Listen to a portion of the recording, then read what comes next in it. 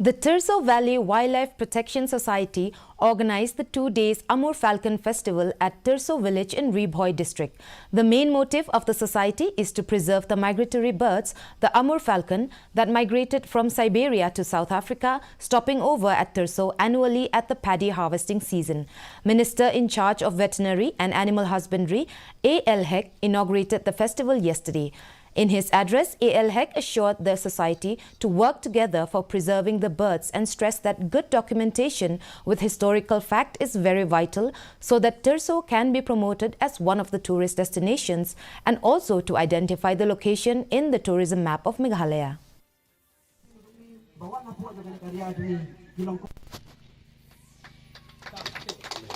Ini menjadi terang bagi imlang salang bagi senang ketau. Ini menjadi terang bagi surga nak mentam warna yang kaya agak kuat kejim betul yang ke imlang salang kejongi. Tinggi pun semua tu yang ke ai ke kam ke bangingi tray. Nak kata daun ada gigi so tu yang ke ai ke bangingi tray ke kam tray. Kumno bagi deal yang ke tourism hingga job ke bagin sedon ke selling point ke jongi. Dengan mata bagin kering yakin long jengok kai putih nak borok ke ri ke putih keluar menjui bermomen pet momen saki yang jengwan yang kita gisim hak ke jaga.